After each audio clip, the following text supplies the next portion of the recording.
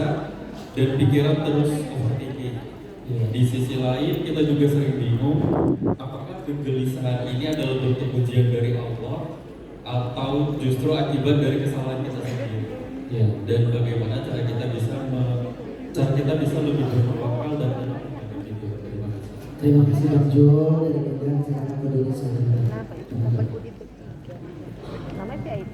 Beliau mengalami kepahitan dan kita semua punya kepahitan masing-masing. Tapi ketahuilah kepahitan apapun itu ya, kalau kepahitan secara ekonomi ya bangkrut, dicaci orang, ya luka, ya sakit, ya diopname, pokoknya apapun yang gak enak, apapun yang pahit, yang kita tidak suka, semua kepahitan itu ujungnya cuma dua. Satu, menggugurkan dosa. Dua, meninggikan derajat. Ulangi. Satu, menggugurkan dosa. Dua, meninggikan derajat. Ketika akhirnya tadi ini saya mengalami kepahitan, terus akhirnya berpikir ini tuh untuk gugurin dosa karena diundang oleh dosa saya sendiri atau untuk meninggikan derajat. Maka gimana cara kita membedakan kepahitan ini tuh untuk gugurin dosa atau untuk meninggikan derajat? Maka caranya adalah kalau untuk menggugurkan dosa biasanya perih banget luar biasa. Ya. Tapi kalau untuk meninggikan derajat, bagi orang bisa jadi ujian dia berat banget, tapi bagi dia berat banget, biasa aja. Ya. Contoh ya, bagi orang yang mohon maaf diundang oleh dosa, contoh dia putus dari pacarnya, setelah mohon maaf bermaksiat dengan pacarnya. Ketika putus nangis dia sedih. Ya. Kenapa kamu diputusin pacar nangis? Dia jawab iya, karena 1 jam sebelum diputusin saya beliin pacar saya sekeluarganya iPhone 17 Pro. Berarti yang sakit dompetnya. Dia fokus sama masalah. Nah, nangis juga ada dua. Ada yang nangisin masalah, ada yang nangisin dosa penyebab masalah. Beda tidak?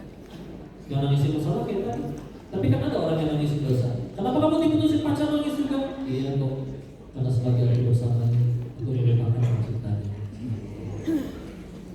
Sama nangis, tapi dia ikut dosa. Pencipta pacar memanggil, hayya 'alal falah, mari menggapai kemenangan. Nah, itu cuma ciptaan pacar itu datang memanggil hujan-hujanan tengah malam pun dia datang. Padahal sebenarnya tidak boleh pacaran, tapi ada yang nah, kalau untuk menggugurkan dosa luar biasa. Tapi kalau untuk meninggikan derajat, ini kan benar usia para nabi berat. Tapi bagi mereka ini aku berdoa kalau disyukur itu kepada saya adalah berdoa kepada Allah. Iya Pak, ini berat. Kita dalam ini sebagai perjuangan. Tapi nggak pernah kantor sama Allah, tunduk, merajuk, kesel Allah, marah dengan takdir Allah, bahkan menyalahkan Allah itu apa? Dan kita cek dan dua-duanya sama-sama baik. Kalau diundang oleh dosa dan sudah merasa pelit sekali, itu juga kebaikan. Lumayan pertolongan, lumayan DP dari dosa. Dan tadi kan gimana sudah bangun izin orang. Ada penarik di negeri ini. Kok 2023 bagi saya tahun yang sial. Kenapa Pak? Saya diturunkan jabatan. Padahal di tanah itu dia naik jabatan 3 kali, turun baru 1 kali. Di luar sana ada orang yang nggak pernah menjabat apapun dan yang merasa dirinya sial. Jangan direktur seperti Bapak. Dia jadi ketua grup WhatsApp juga Bapak. Kita jadi ketua yang paling gampang. Tidak perlu 3 nomor, bikin grup tahu. Dia admin sih, dia gitu. Tapi enggak, kalau saya satu hilangnya adalah jabatan, maka hilang jabatan bagi dia adalah kehancuran terbesar. Tapi kalau bisa nggak pengen pahit, atau kalau masih pahit, kalau berfirman Tuhan surah 13, Allah yang 28, ada dzikrillahi, hanya dengan mengingat Allah hati menjadi tenang. Nah, kalau hati kita lagi nggak enak, rasanya nggak kita sedang pasti lagi nggak enak. Lagi ingat Allah, tidak hati Allah, mungkin bersinar saja. Berbuat baik orang yang nggak tahu seperti itu, kan berbuat baik kan.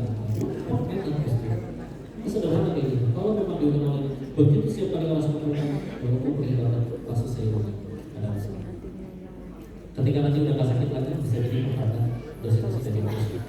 Ya, kalau untuk meninggal derajat, kata orang berat, kata kita itu kok nggak kasih dulu, berapa banyak guru yang ngajar di desa, boro-boro merasain